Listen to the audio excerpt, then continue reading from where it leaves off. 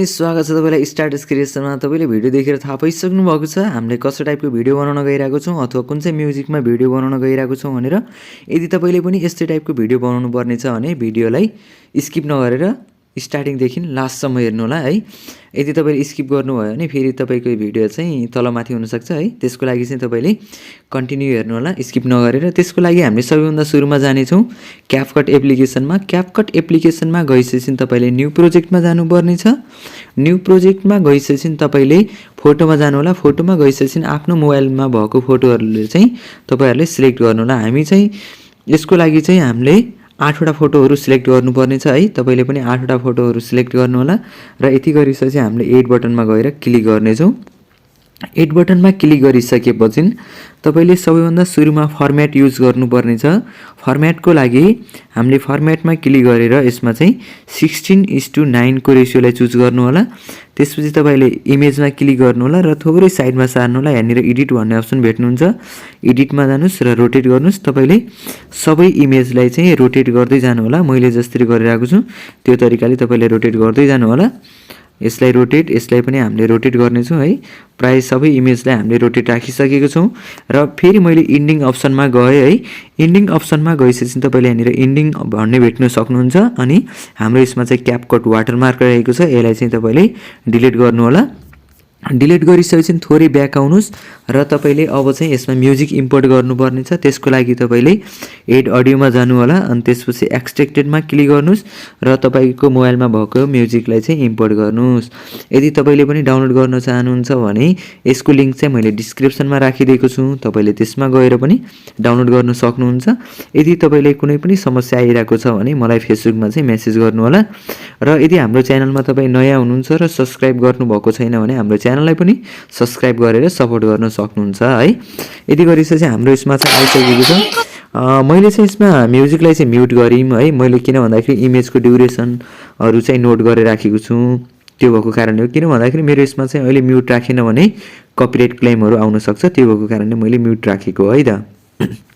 ल सरी हामीले चाहिँ अब यसको लागि चाहिँ ड्युरेसन मिलाउन तर्फ लाग्ने छौं। ड्युरेसन मिलाउनको लागि फर्स्ट इमेजको ड्युरेसन चाहिँ तपाईले 1.2 को ड्युरेसनमा राख्नु होला है।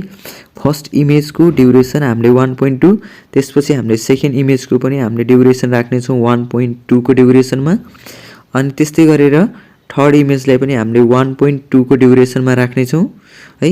अनि त्यसपछि फोर्थ इमेजको ड्युरेसन चाहिँ तपाईले 1.3 दिनु पर्ने छ है। 1.3 राख्नु होला र नेक्स्ट इमेजको ड्युरेसन पनि हामीले 1.3 नै राख्ने छौं है। अनि त्यसपछि गएर हामीसँग अझै 3 वटा इमेजहरु रहेको छ। यो इमेजको ड्युरेसन चाहिँ हामीले 1.1 दिने छौं र सेकेन्ड लास्टको ड्युरेसन पनि तपाईले 1.1 नै दिनु होला। यसको ड्युरेसन पनि र लास्ट इमेजको ड्युरेसन रहेको छ हाम्रो 1.2 को ड्युरेसन रहेको छ है।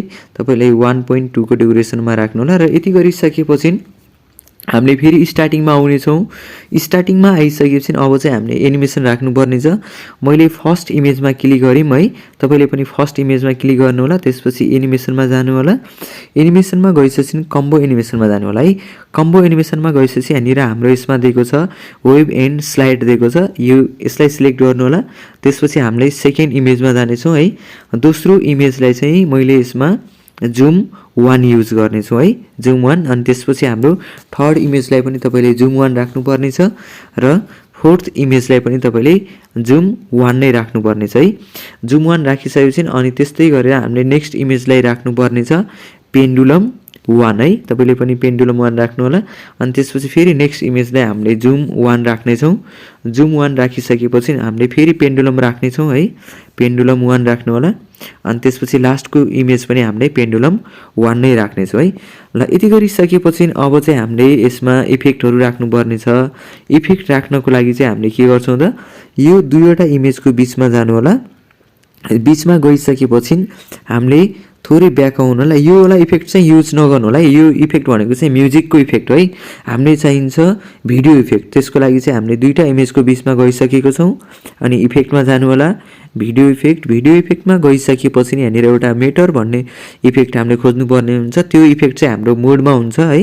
मोडमा क्लिक गर्ने अनि मेटरमा जानु होला र यसलाई ओके गर्नु होला र यसको ड्युरेसन कहाँसम्म छ त फर्स्ट सेकेन्ड इमेजको ड्युरेसन यहाँसम्म रहेको छ है यसलाई तपाईले कपी गर्नुस् अनि यसको ड्युरेसन पनि मिलाउनु होला है अनि फेरि यसलाई कपी गर्नुस् यसको ड्युरेसन रहेको थियो हाम्रो 1.3 रहेको थियो अनि यो इमेजको पनि 1.3 रहेको थियो यो इमेजको चाहिँ 1 point रहेको थियो अनि यो इमेजको ड्युरेसन पनि हाम्रो 1 रहेको थियो र लास्टको इमेजको ड्युरेसन भनेको 1.2 थियो है त्यो भएको कारणले हामीले सेम ड्युरेसन हुनुपर्छ यसको लागि चाहिँ अब हाम्रो इफेक्टहरु चाहिँ यसरी आउने छ है र यदि तपाईले फर्स्ट इमेजमा पनि तपाईले इफेक्ट राख्न चाहनुहुन्छ भने भिडियो इफेक्टमा जानु होला यदि तपाईले अब कुन चाहिँ इफेक्ट युज गर्न चाहनुहुन्छ त्यो इफेक्टलाई एड गर्नु होला मैले क्रिसमसमा क्लिक गरे त्यसपछि तपाईले यसमा चाहिँ एउटा भेट्न सक्नुहुन्छ स्नोफल है स्नोफल युज गर्नुहुन्छ भने स्नोफल युज गर्नु होला यदि कुनै नेक्स्ट युज गर्नुहुन्छ भने नेक्स्ट युज गर्दा नि हुन्छ जस्तै मैले यसमा क्रिसमस स्पोर्ट राखिम यसलाई ओके र यो इमेजको ड्युरेसन कहाँसम्म रहेको छ फर्स्ट 1.2 रहेको थियो है यस हामीले 1.2 राख्ने छौं र यति गरिसकेपछि र एउटा इफेक्ट अझै राख्ने छु मैले भिडियो इफेक्टमा गएँ भिडियो इफेक्टमा गइसकेपछि तपाईहरुले पनि भिडियो इफेक्टमा जानु होला र फ्रेममा जानु होला फ्रेममा गइसकेपछि तपाईले यसमा चाहिँ लीड इफेक्ट युज गर्नुस् है लीडको ड्युरेसन पनि बढाइदिनुस् तपाईले यो फुल सम्म राख्नु पर्ने चाहिँ यति राख्नु होला यति राखिसकेपछि थोरै ब्याक गर्नुस् अझै ब्याक गर्नुस् र तपाईले अब सेभ गर्न सक्नुहुन्छ है तपाईहरुले पनि यो सेभ बटनमा क्लिक गर्नु होला तपाईलाई चाहिँ यो भिडियो के कस्तो लाग्यो त्यस्तै प्रतिक्रिया दिनु चाहिँ नबिर्सिनु होला यदि कुनै पनि समस्या तपाईहरुलाई आइराको छ भने तपाईले मेरो फेसबुकमा पनि जोइन भएर फेसबुकमा पनि मेसेज गर्न सक्नुहुन्छ है सकेसम्म म तपाईहरुलाई रिप्लाई गर्ने छु है र यदि तपाई हाम्रो च्यानलमा नयाँ हुनुहुन्छ र सब्स्क्राइब गर्नुभएको छैन भने च्यानललाई सब्स्क्राइब पनि गरिदिनु होला र भिडियोलाई लाइक पनि गरिदिनु होला है त यदि गरिसकेपछि हामीले डनमा क्लिक गर्ने छौं डनमा क्लिक गरिसकेपछि फेरि हामीले न्यू प्रोजेक्ट अनि त्यसपछि जुन भिडियो बनाएको थियौं हामीले त्यसलाई फेरि यसमा एड गर्ने छौं है एड गरिसकेपछि हामीले फर्मेट अघि नै 16:19 को सरी 16:9 को रेशियोलाई चुज गर्नु भएको थियो भने अब चाहिँ 9:16 को रेशियोलाई चुज गर्नुस् भिडियोमा क्लिक गर्नु होला भिडियोमा क्लिक गरिसकेपछि फेरि तपाईले एडिटमा जानु होला र यसलाई रोटेट गर्नु होला है रोटेट गरिसकेपछि लास्टमा हुनुस् है फेरि वाटरमार्क छ है हामीसँग वाटरमार्कमा क्लिक गर्नुस् र डिलिट गर्नुस् है डिलिट गरिसकेपछि तपाईले यसलाई सेभ गर्नुपर्छ फेरि सेभ गर्नुस् अब चाहिँ हाम्रो यो टिकटकको रेशियो अनुसार 9:16 मा भएको छ त्यो अनुसारले सेभ हुन्छ है तपाईलाई यो भिडियो चाहिँ के कस्तो लाग्यो त्यस्तै प्रतिक्रिया दिन चाहिँ नबिर्सिनु होला यदि कुनै पनि समस्या आइराको छ भने फेसबुकमा चाहिँ मेसेज गर्नु होला र हाम्रो च्यानललाई सब्स्क्राइब चाहिँ गर्न चाहिँ नबिर्सिनु